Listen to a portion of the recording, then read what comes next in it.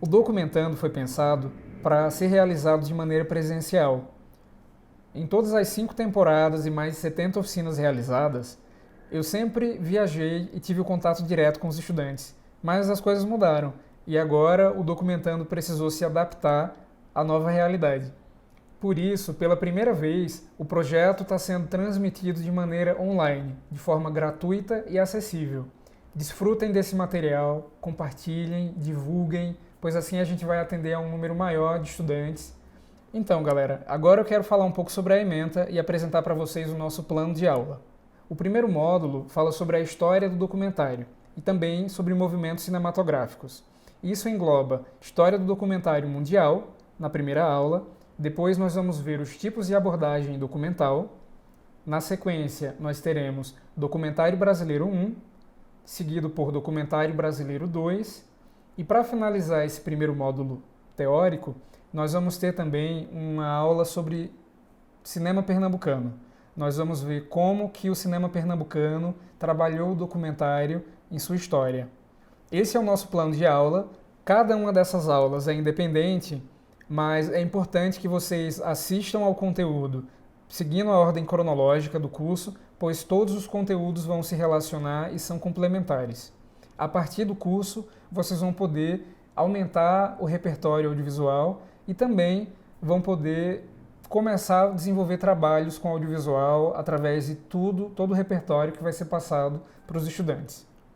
O Documentando é um projeto pelo qual eu tenho um imenso carinho. O projeto surgiu em 2009, com o intuito de fazer com que as pessoas se aproximassem do gênero documentário. Talvez fosse uma vontade minha de levar para o interior, sobretudo, formação em audiovisual, já que eu sou do interior e não tive a oportunidade de participar de cursos e oficinas antes de me decidir pela faculdade de cinema. E ao longo dessa trajetória de 10 anos, o Documentando percorreu diversos estados do Nordeste e aqui em Pernambuco foram mais de 70 oficinas realizadas, tendo produzido mais de 70 filmes, todos disponíveis na internet. Um dos intuitos do projeto é ampliar o repertório audiovisual dos estudantes, porque quando a gente vê filmes, a gente amplia nossa visão de mundo e a gente exercita a empatia. Eu acho que um dos grandes pontos assim de você fazer documentário é você conseguir se relacionar com o outro. É você ver histórias que não são a sua história, mas que você vai entender aquele outro ser humano que está ali se abrindo para você. Então, esse exercício é mágico, é fascinante e eu espero que ele conquiste a todos vocês que estão fazendo esse curso online. Ó, gente, esse aqui é um dado muito interessante. Se a gente olhar aqui para o mapa de Pernambuco, nós vamos ver que todas as regiões já foram atendidas pelo projeto. No ano passado, o Documentando comemorou 10 anos de atividade. Tivemos a circulação de 5 temporadas, foram cerca de 70 oficinas realizadas apenas em Pernambuco, mais de 1.800 estudantes beneficiados, atendendo a todas as regiões de desenvolvimento do estado e participação em festivais na Paraíba, Rio Grande do Norte e mais recentemente no Ceará, onde eu participei de um festival em Russas, uma cidade linda e onde a gente realizou um filme muito especial que também está disponível lá no canal no YouTube. Na trajetória do projeto, nós temos diversos filmes marcantes. Aqui eu tenho alguns exemplos deles. Desirê, Quadrado, Sobreviver e Ciola. Cada um desses filmes apresenta personagens marcantes.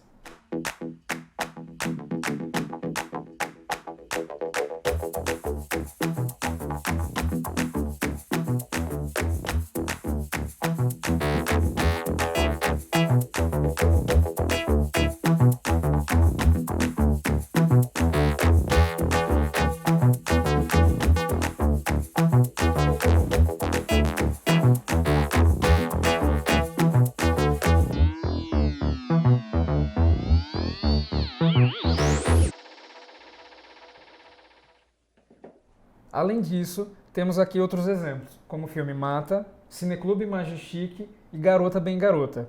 O filme Mata fala sobre um senhor de Caruaru que desmatava a mata da Serra dos Cavalos e hoje ele é um dos maiores preservadores ambientais da região, mostrando todo esse poder de transformação do ser humano. A gente sempre evolui e pode melhorar. Isso nos dá esperança. Aqui no Cineclube Majestic, a gente tem uma história muito interessante num cinema pornô do centro do Recife. Foi muito mágico para a gente encontrar esse ambiente, desvendar esses personagens e contar a história sobre um lugar que é um tanto quanto tabu. A gente não costuma falar sobre pornografia e foi interessante entender um pouco mais sobre quem consome esse tipo de conteúdo, debater sobre questões de gênero, então isso tudo foi bem especial. E aqui do lado a gente tem o filme Garota Bem Garota, que fala sobre uma das transformistas mais antigas do Recife, a Raquel Simpson. Tem uma trajetória fantástica. Lá atrás, na década de 80, ela já participava de programas de auditório como Silvio Santos, que inclusive está presente no filme. E hoje ela é um tanto quanto esquecida. A geração nova não conhece quem é e quem foi Raquel Simpson. Ela continua na ativa, trabalha com teatro, tem uma trajetória fantástica. E eu acho que mostra também o poder do documentário, de apresentar histórias que podem estar esquecidas, que estão presentes no imaginário de outras gerações e que as pessoas precisam conhecer. Então tá aí mais uma dica de filmes documentando. Assistam, todos esses filmes e tantos outros estão disponíveis no canal do projeto no YouTube, de forma gratuita e acessível.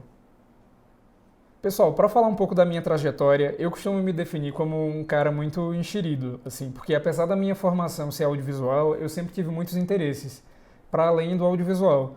Eu acho que a cultura dá muitas possibilidades de trabalho e a gente pode trabalhar com o que a nossa imaginação permitir. Então, dentro do cenário audiovisual, para ser mais específico, eu tenho trabalhado em algumas frentes, como direção, eu tenho minha produção, tanto de filmes de ficção como de documentário.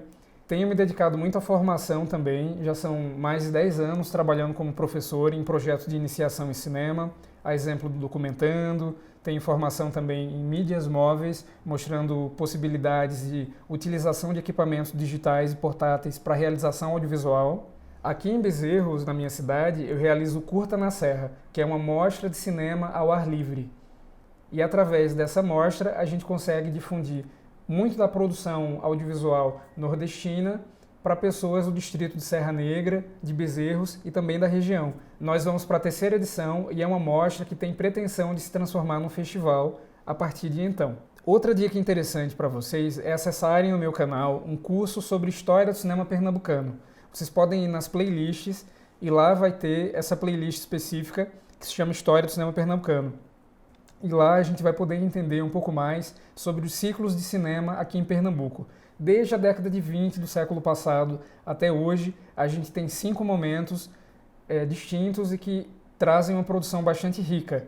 Então, acessem esse conteúdo complementar e através dele vocês vão poder se informar sobre a riqueza, né, cultural aqui do cinema feito no estado de Pernambuco. Olha só, apesar de trabalhar muito com documentário, eu também trabalho com ficção. O último filme que eu realizei foi um filme chamado Olhos e Botão. Ele também está disponível na internet. Tem uma atriz que eu sou fascinado, que é a Zezita Matos, uma atriz paraibana. O filme rodou mais de 60 festivais, foi para 10 países. Fui convidado para exibir o filme na Universidade de Harvard, nos Estados Unidos. E a trajetória do filme foi muito especial, por chegar a tantas pessoas, participar de festivais, ser exibido na TV pública. E até hoje ele repercute na internet, muitas pessoas assistem, comentam. E também está disponível para vocês conferirem. Logo na faculdade de cinema, eu tive aula de empreendedorismo e marketing com uma professora fantástica, a Andrea Mota. E depois de ter essas aulas, eu decidi fundar a minha própria empresa. Então eu tenho uma produtora fundada e sediada aqui no interior de Pernambuco, a Eixo Audiovisual, e através dela eu consigo realizar projetos em diversas linguagens. Tenho publicado livros, feito festival de música, enfim, eu falei para vocês, meus interesses são múltiplos e eu acho que a cultura oferece essas possibilidades para a gente trabalhar. Eu nunca sei muito bem como o projeto vai repercutir na vida dos estudantes, mas os retornos são sempre muito positivos. Aqui a gente tem um exemplo. O Pedro Jordão participou de uma oficina no Recifest, o Festival da Diversidade Sexual e Gênero, que acontece no Recife, e hoje é um dos mais importantes festivais do gênero no Brasil. Tenho muito orgulho dele e de diversos outros alunos que eu encontro em festivais de cinema em todo Pernambuco e até em outros estados também. Outro material muito bacana são os bastidores das oficinas. Vocês podem conferir relatos de estudantes que participaram do projeto e também de alguns depoentes, né?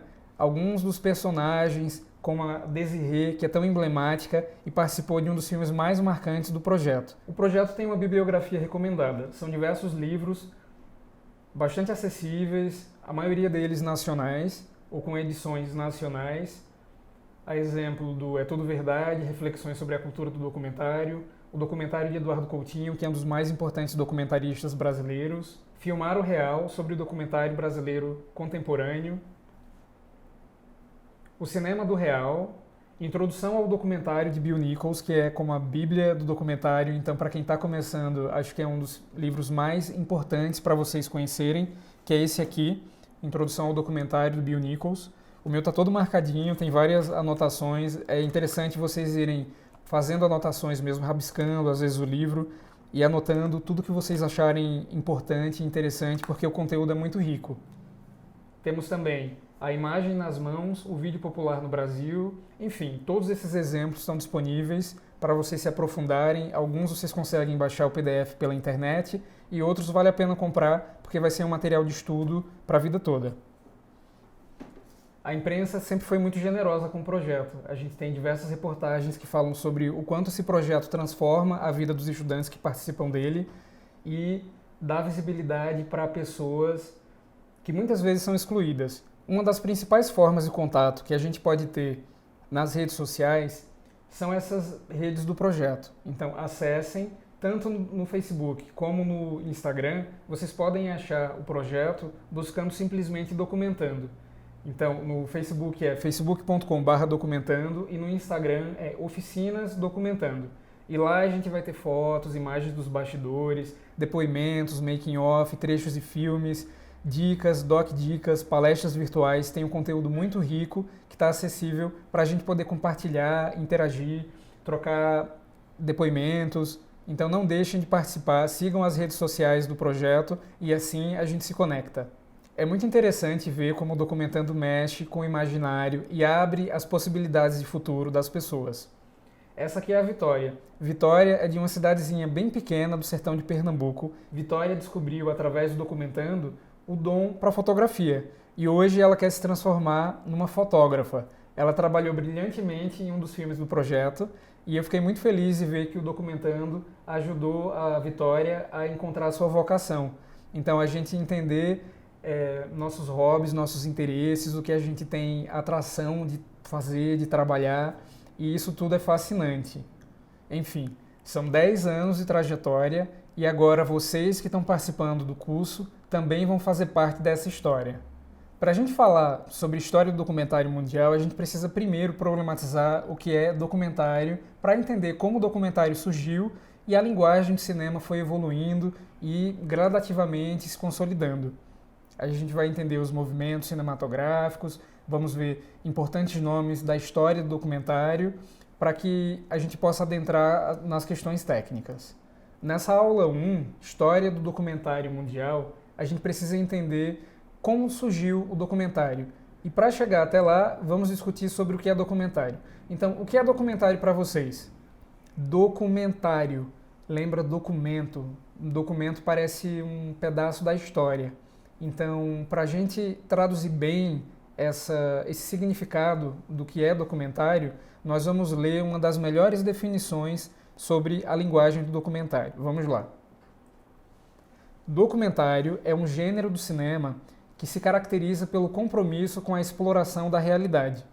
Mas dessa afirmação não se deve deduzir que ele represente a realidade tal como ela é. O documentário, assim como o cinema de ficção, é uma representação parcial e subjetiva da realidade. Parcial e subjetiva. Por quê? Parcial porque ela não vai representar o todo. A gente sempre vai ter recortes da realidade. E subjetiva porque você deve ter uma interpretação da realidade, você deve ter uma outra interpretação totalmente diferente e talvez você tenha uma terceira interpretação. Por quê? Nós temos diferentes visões de mundo, nós temos diferentes repertórios audiovisuais. Então, cada pessoa compreende um produto audiovisual de uma maneira distinta. Então, entender o documentário como sendo uma representação parcial e subjetiva da realidade é uma boa forma da gente definir esse gênero do cinema que é tão amplo, tão rico e tão cheio de possibilidades. Para a gente iniciar, vamos falar sobre os irmãos Lumière, que são tidos como os pais do cinema. Os irmãos Lumière, eles têm uma relação muito próxima com a película, porque os pais deles tinham uma fábrica de película fotográfica. O cinema, quando surgiu, ele se baseava em processos muito parecidos com os da fotografia. Em sua síntese, o cinema seria a reprodução dessa película fotográfica, dessas imagens, desses fragmentos captados em película fotográfica e reproduzidos a uma certa velocidade que causavam a sensação de movimento.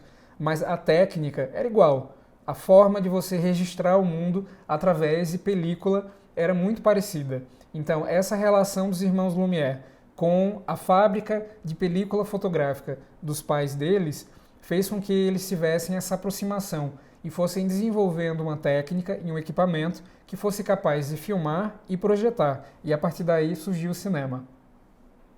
Os engenheiros franceses Louis Nicolas Lumière e Louis Jean Lumière, conhecidos como os irmãos Lumière, são considerados hoje os pais do cinema, junto com Georges Méliès, também francês, tido como pai do cinema de ficção.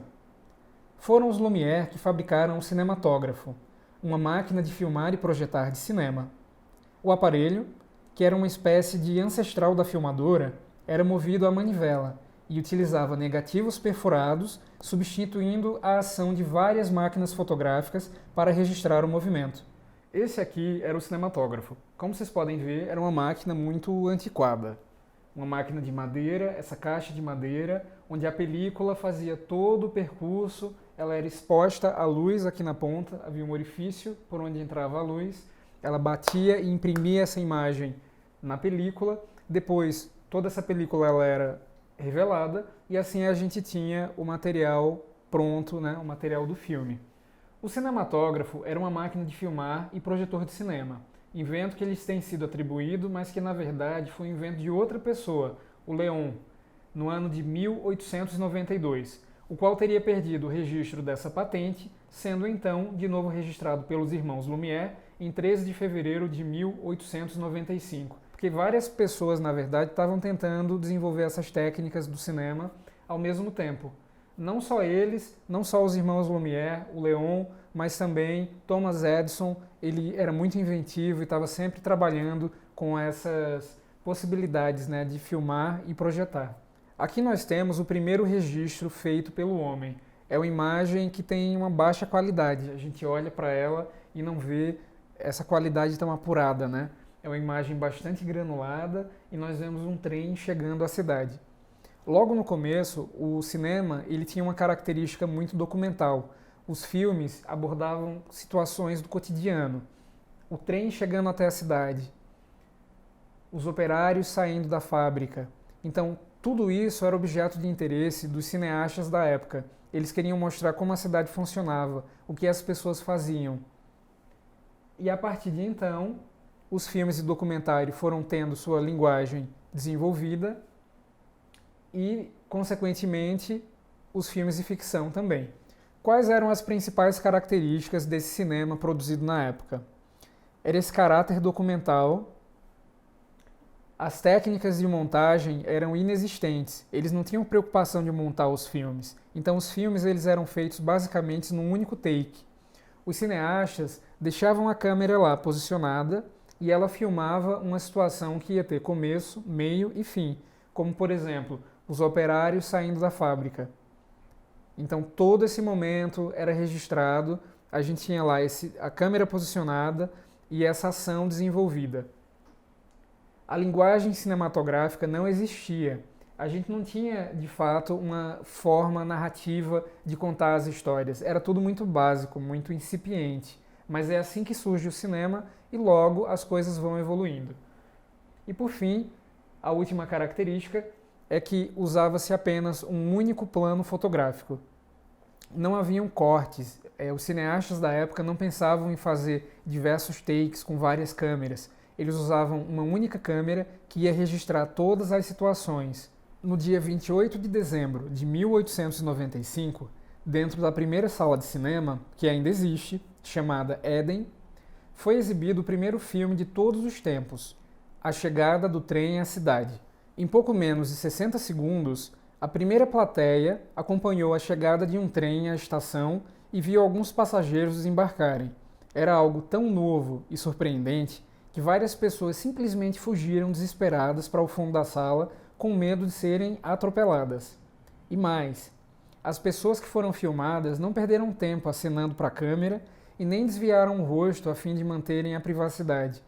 Ninguém sabia o que era aquilo, e a imortal cena é perfeitamente natural. Em menos de 60 segundos, estava vista e encaminhada a revolução que criaria a sétima arte.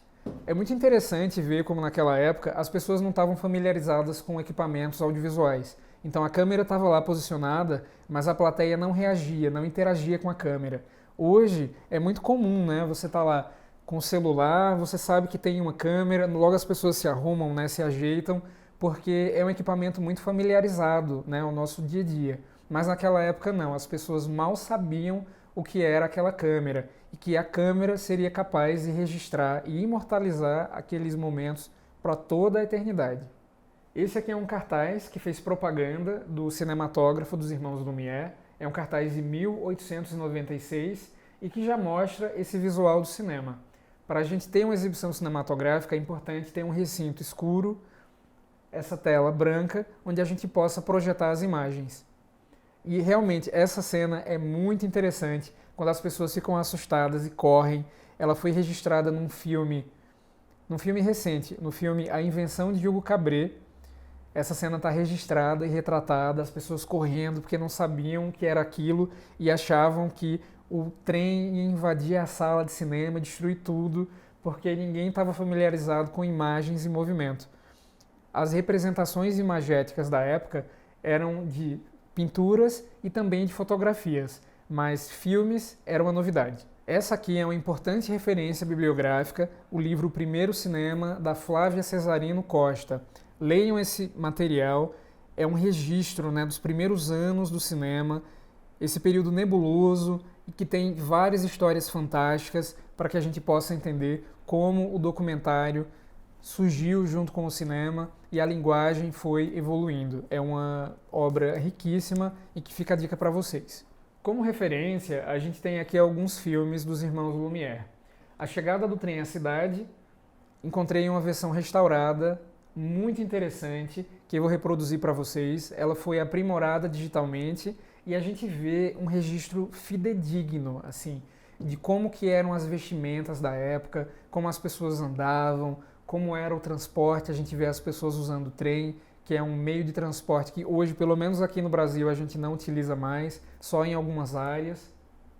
Enfim, e tem também uma compilação de filmes que mostram um registro, né, das primeiras obras dos Irmãos Lumière.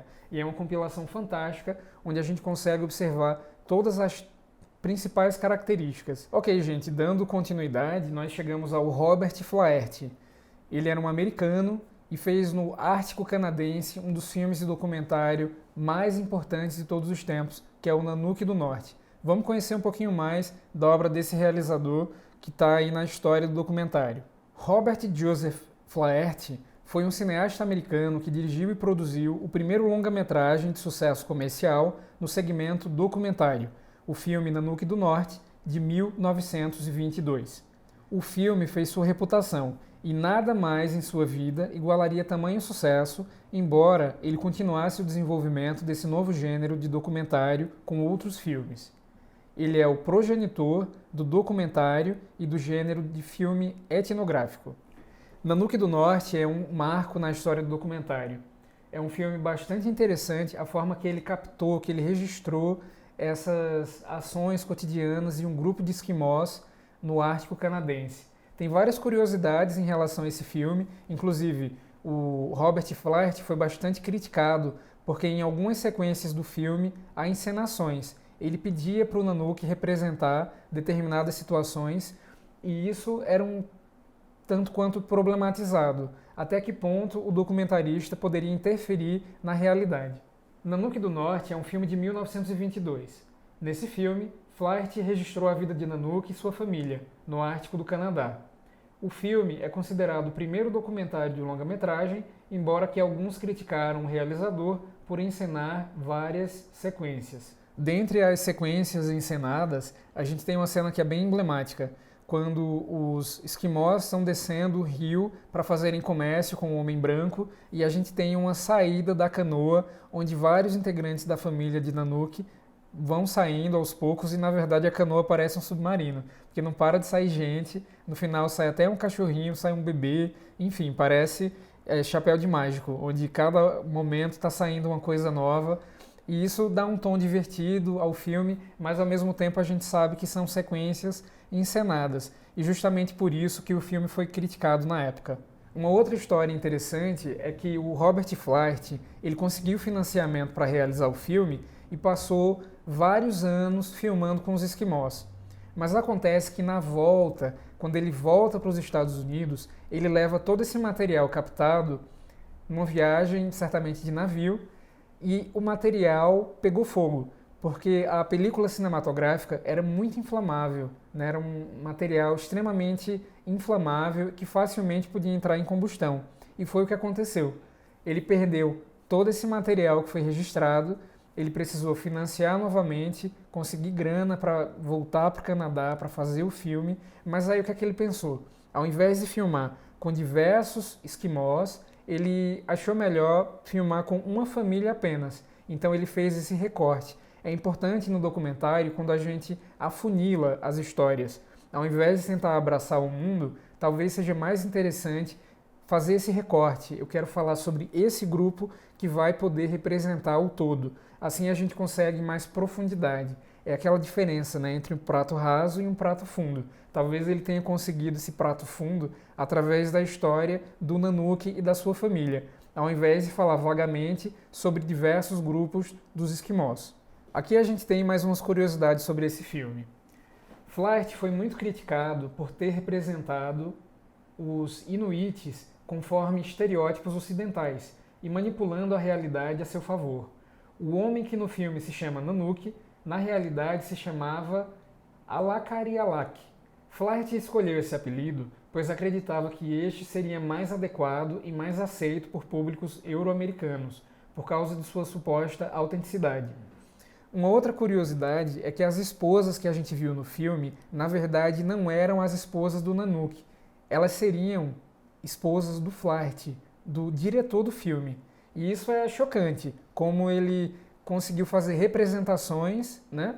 Ele fez representações do real, mas usando outros personagens, pessoas, atores, né, que estavam representando ser quem eles não eram.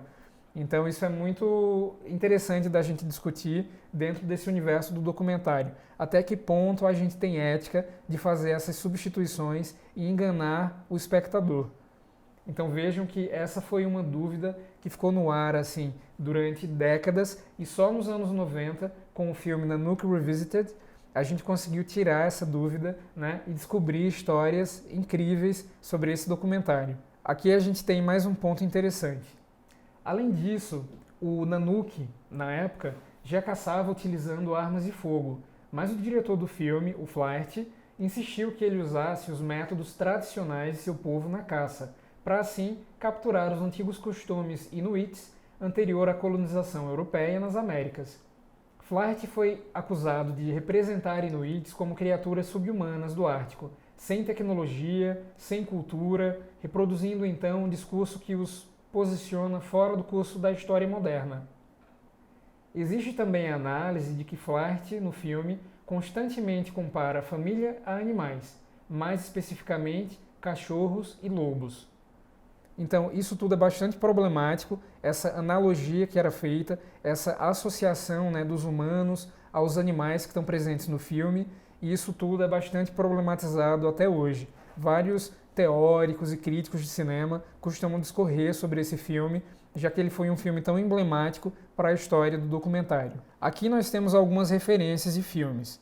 O Nanook do Norte é a principal referência desse cineasta. É muito fácil de encontrar esse filme disponibilizado gratuitamente no YouTube. Além disso, temos o filme Moana, que também é outro filme bastante especial do Flight, e também o filme Homem de Arã, de 1934. Agora nós vamos falar sobre um cineasta que eu adoro, que inclusive eu tenho uma tatuagem em homenagem a esse cineasta. É o Dziga Vertov. Se vocês repararem aqui, eu tenho uma representação de um homem com uma câmera, que é um dos filmes mais importantes desse cineasta, sem dúvida é o mais importante dele e um dos mais importantes da história do documentário. Vamos entender o porquê. Um dos mais férteis teóricos dos anos 20 foi sim Dziga Vertov, que desenvolveu a sua obra e teoria por volta desta mesma altura. A obra de Vertov insere-se num contexto político muito oposto ao de Flirt. Os filmes de Vertov são claramente políticos, apesar de também terem uma componente poética e estética. O cinema soviético do início do século foi marcado pelo socialismo e pela sua propaganda. Visto como um meio de agitação das massas, beneficiou de um investimento que não teria sido possível caso não fosse visto como um importante instrumento de educação de uma população isolada e analfabeta. O trabalho de Vertov distinguiu-se devido à sua experimentação com a imagem, para além da montagem, cuja exploração caracteriza, em geral, os mais proeminentes cineastas soviéticos da altura. O essencial da sua teoria foi o conceito de cine-olho, uma forma particular de observação apenas possível devido ao uso do dispositivo cinematográfico. Não estando limitada pelas capacidades humanas, a câmera era superior ao olho humano na apreensão da realidade. Eu acho essa imagem absolutamente emblemática, essa analogia que é feita entre a câmera, entre a lente cinematográfica e o olho humano. Na concepção do Vertov, a câmera do cinema ela era muito mais potente do que o olho humano. Através do cinema, nós, enquanto diretores, podemos fazer super-homens ou super-mulheres. A gente pode transformar o homem em um ser inacreditável. A gente tem esse poder, né, com a montagem. A gente pode refazer as cenas. A gente pode fazer uso de recursos cinematográficos que vão explorar todas as capacidades humanas. Então, essa analogia é muito emblemática no cinema do Vertov e está presente em diversas obras dele e diversos manifestos teóricos que ele lançava regularmente naquela época.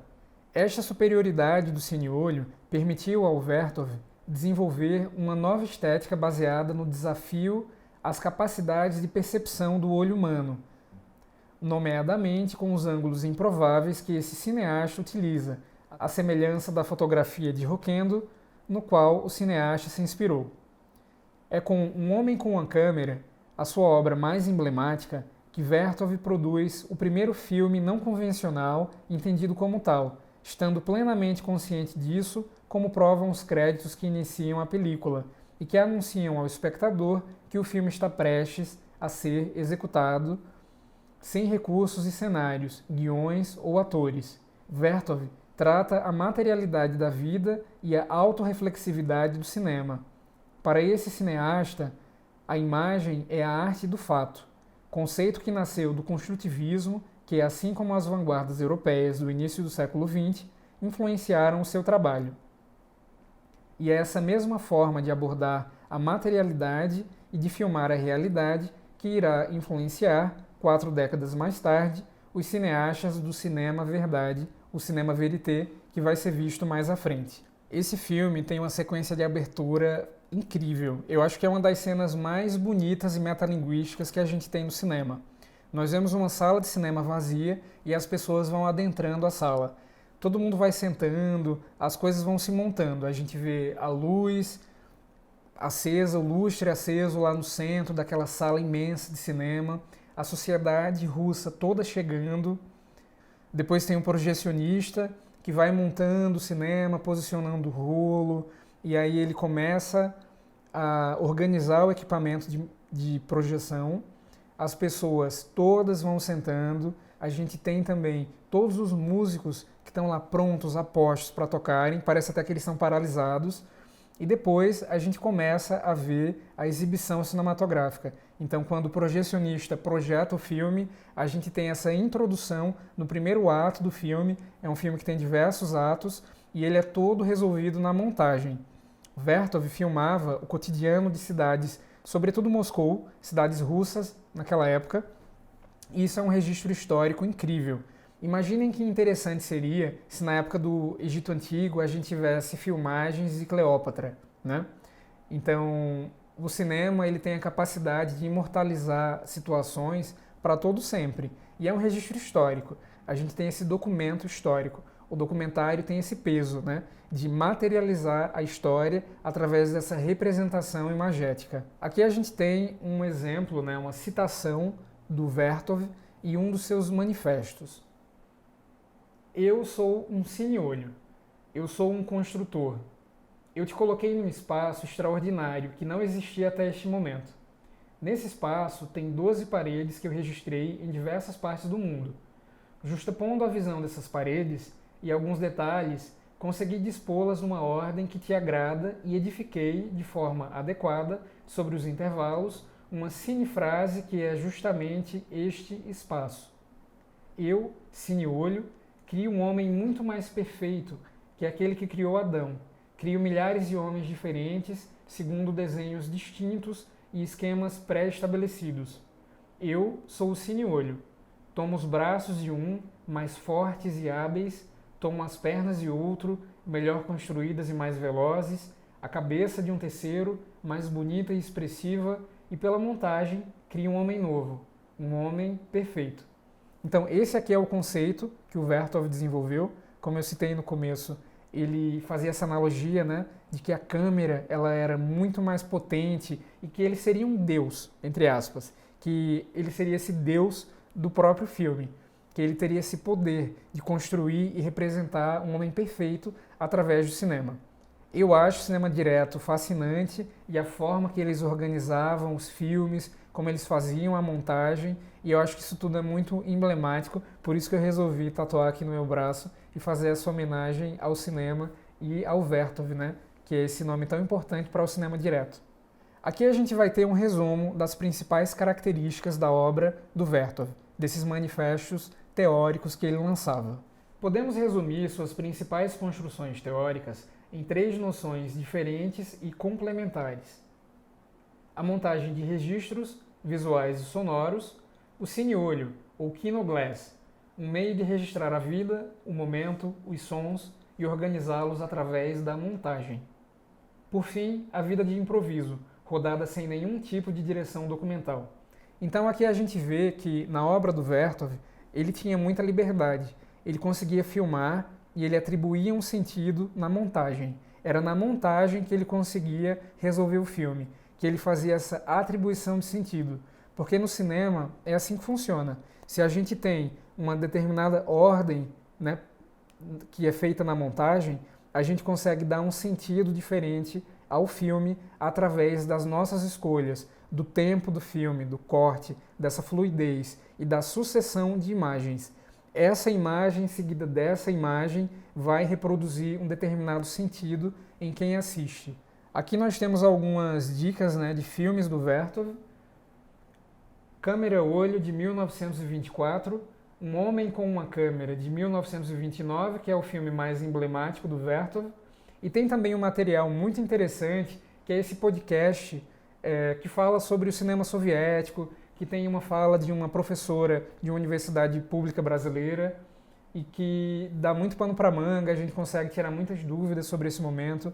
Então é um material complementar para vocês assistirem e vocês se aprofundarem nesse cinema soviético que é tão rico.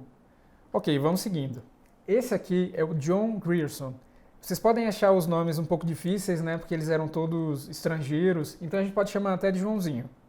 Vamos falar do Joãozinho agora. E por que ele é importante? Porque ele foi o primeiro a utilizar o termo documentário e também foi um dos primeiros cineastas, né, que tiveram a marca assim, indelével na história do documentário. John Grierson foi um cineasta escocês que, ao lado do Robert Flight e do Dziga Vertov, é considerado um dos principais nomes da história nos primórdios do documentário. Vindo de uma formação em ciências humanas, Grierson se preocupava com o despreparo do cidadão comum para discutir e opinar sobre questões complexas da sociedade moderna. Nesse sentido, ele acreditava no potencial do cinema de promover a cidadania. Um dos seus filmes mais famosos é Drifters. Grierson dá ao documentário o valor máximo, chegando ao ponto de chamá-lo de escolha poética, ao fazê-lo em lugar da ficção. Foi o primeiro a usar o termo documentário. Mais tarde, definiu esse tipo de filme como o tratamento criativo da atualidade. Para um filme do Flight, um filme de 1926 chamado Moana.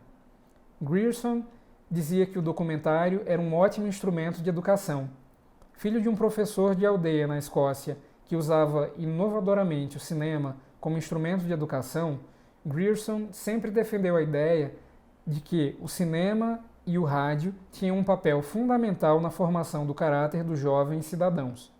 Então, esse conceito de tratamento criativo da realidade ou tratamento criativo da atualidade é também uma definição muito comum que a gente usa para o documentário. Dando sequência, a gente vai chegar na Alemanha. Vamos falar sobre mulheres no cinema. E essa cineasta, ela é um tanto quanto controversa. A gente vai falar agora da Leni Riefenstahl. A Leni foi uma grande fotógrafa e ela inovou muito na estética. Esses filmes que falavam sobre o nazismo, eles eram muito imponentes e ela tinha muito recurso. Até então, nenhum filme tinha tido uma produção tão rica, tão expressiva em relação a valores absolutos. Então ela podia utilizar diversas câmeras filmando simultaneamente um exército alemão e ela enquadrava de uma forma que dava toda essa sensação de imponência, de você ver 20 mil soldados posicionados e enquadrados de uma determinada forma, que isso causava um impacto muito grande. E ela entendia como o cinema podia se conectar às pessoas e como o cinema podia ser capaz de transmitir esses valores nazistas para a população da época. Então vejam que o cinema ele tem que ser muito bem utilizado, que tem uma responsabilidade muito grande em como a gente se comunica com as pessoas. Porque um filme pode chegar ao coração de uma pessoa e transmitir uma mensagem incrível ou uma mensagem devastadora, como foi a mensagem nazista. Leni Riefenstahl foi uma cineasta alemã representante dos ideais da estética nazista. Suas obras mais famosas são os filmes de propaganda que realizou para o Partido Nazista Alemão. Submetida ao ostracismo pela indústria cinematográfica após a guerra, ela se tornou uma fotógrafa e também mergulhadora. De acordo com algumas fontes, Leni ouviu Adolf Hitler discursar num comício em 1932 e ofereceu a ele seus serviços como cineasta, porque teria ficado fascinada pelas habilidades oratórias do líder. Já outras, como a própria diretora, afirmam que ela foi procurada por Hitler depois que este assistiu e adorou o filme A Luz Azul, de sua autoria. De todo modo, já em 1933, ela dirigiu um curta-metragem sobre um comício do Partido Nazista. Hitler, então, pediu a Leni que filmasse a convenção anual do partido lá na Alemanha em 1934. A princípio, ela se recusou, sugerindo que Hitler contratasse um outro cineasta para dirigi-lo em seu lugar. Mais tarde, Leni voltou atrás e realizou O Triunfo da Vontade, que é um documentário e um dos mais emblemáticos da carreira dela. Ela prosseguiu realizando um filme sobre o exército alemão intitulado O Dia da Liberdade. Em 1936, Leni qualificou-se para representar a Alemanha no hall de esqui nos Jogos Olímpicos, mas em vez disso, preferiu filmar o evento.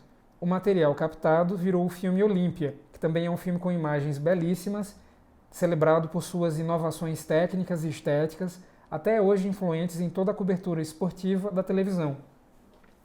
Porque nesse filme, ela inovou na forma de representar os atletas. Eles eram representados como deuses, eles eram muito bem filmados. Ela era muito inteligente assim na forma de fazer enquadramentos, na forma dela conduzir a imagem, na forma dela fazer com que os espectadores adentrassem naquele universo, se impressionassem, ficassem fascinados. Ela usava planos contra-plongé e assim ela filmava Hitler de baixo para cima e dava uma sensação de imponência, porque usando essa técnica a gente consegue engrandecer o objeto que está diante da câmera. Então, usando todas essas técnicas, ela conseguia impressionar, ela conseguia seduzir o público e assim ela fez grandes filmes que hoje são celebrados pela sua técnica e qualidade artística, embora tenha uma mensagem nazista que é absolutamente condenável. Aqui a gente tem uma imagem da Leni filmando em 1936. É muito interessante a gente ver o papel da mulher no cinema e como ela foi inovadora, como ela foi criativa, né? e realizou filmes fantásticos, embora ela tivesse valores corrompidos, né, através dessa estética nazista e que, enfim, culminaram no Holocausto e em todo esse massacre que a gente bem conhece. Mas, enquanto artista, enquanto técnica, ela tem muitas características admiráveis e quando as pessoas conseguem dividir, né, a parte mais técnica do trabalho dela, a gente consegue ver essa qualidade técnica, né, que chamou a atenção de Hitler na época. É interessante para a gente entender que ela foi muito boicotada posteriormente. Depois que terminou a guerra, ninguém queria mais trabalhar com ela. Ela perdeu espaço, ela não conseguia financiamento, porque ela se associou ao nazismo. Leni tentou produzir outros filmes no pós-guerra, mas cada tentativa foi boicotada por resistências, protestos e duras críticas. O boicote impediu Leni de financiar suas produções. Os poucos filmes que conseguiu realizar foram curtas e bancados pessoalmente, e novamente obras de grande engenhosidade. Após isto, ela se tornou fotógrafa e também mergulhadora. Leni se interessou pela tribo Nuba do Sudão e publicou 2 livros com fotos dos guerreiros em 1974 e 1976. Ela sobreviveu a uma queda de helicóptero no Sudão no ano 2000. Então essas são algumas curiosidades da vida de Leni. E a partir de agora a gente vai falar sobre um outro realizador muito importante, que é o Jean Rouch. Nós voltamos para a França, que foi a casa do cinema, onde o cinema surgiu.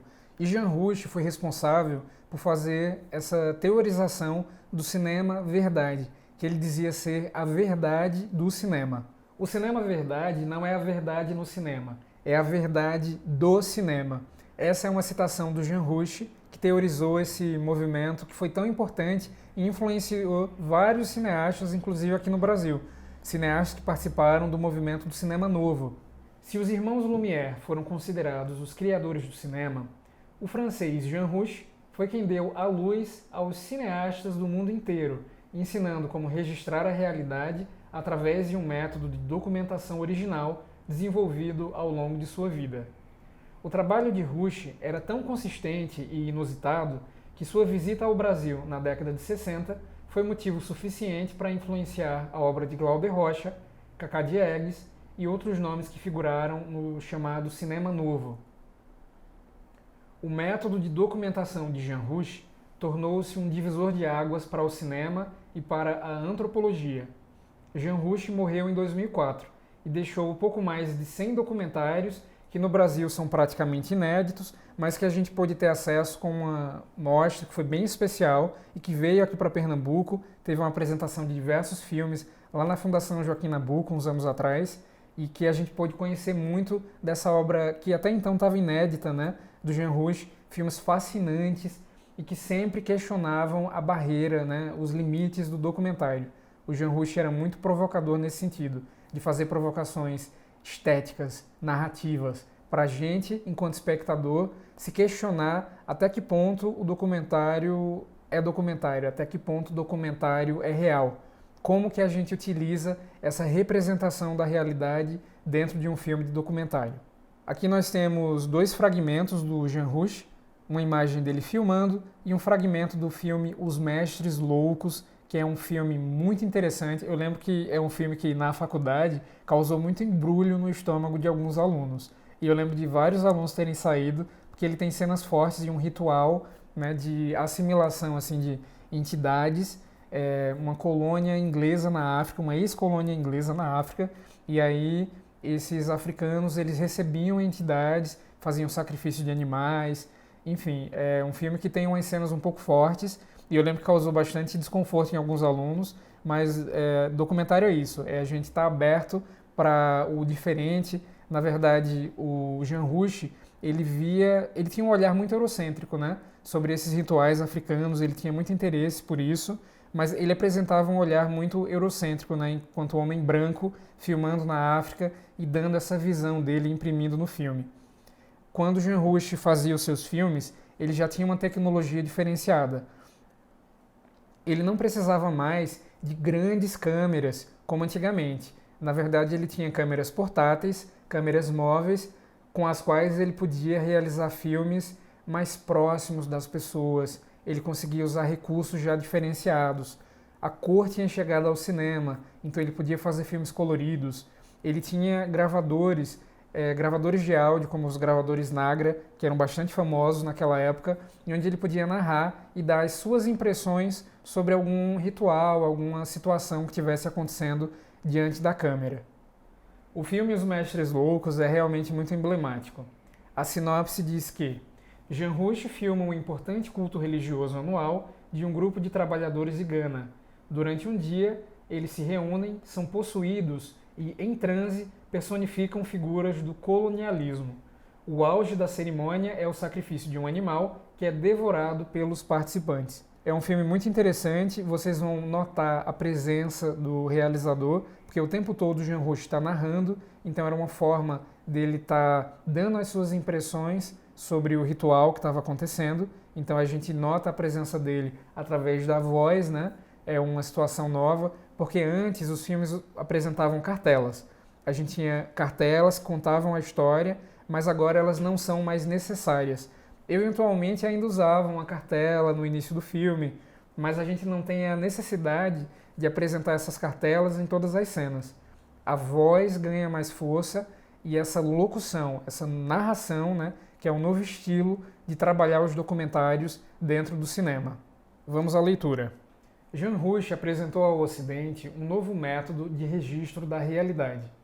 Ao contrário do que era feito na Europa desde a década de 40, quando a fotografia e o vídeo construíram uma imagem distorcida das manifestações sociais, Jean Rouch foi capaz de subverter o olhar colonialista direcionado aos grupos étnicos africanos e dar a eles a possibilidade de versar sobre suas próprias práticas. Antes de Jean Rouch, quando um antropólogo saía para conhecer outra cultura, incluía em sua bagagem a máquina fotográfica. A máquina era usada sem que antes o pesquisador questionasse sobre a sua utilização.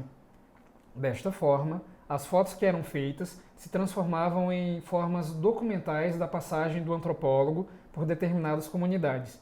Os pesquisadores se valiam desses registros como prova de terem conhecido um povo estranho, entre aspas.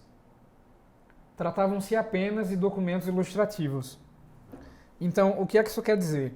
Que até então, os antropólogos, eles fotografavam só para ter esse registro, para dizer assim, eu tive lá naquela comunidade, eu fui, eu fotografei, eu tive contato com aquela comunidade exótica, diferente, até mesmo estranha. Mas o Jean Rouch, ele problematizava mais o uso do equipamento. Então ele não usava só a câmera como um registro, meramente um registro de que ele teve ali, mas ele explorava outras possibilidades.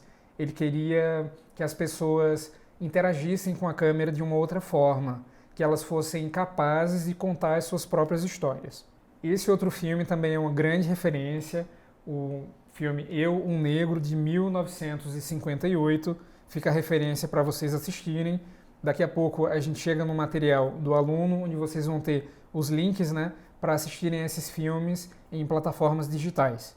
É muito importante observar que Jean Rouch usou o cinema como um registro científico precioso, sem nunca abandonar as possibilidades poéticas da linguagem cinematográfica.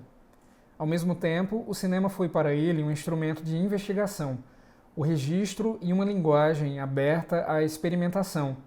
Foi este recurso, nunca negado à poesia, que tornou sua obra tão universal e abrangente no tempo.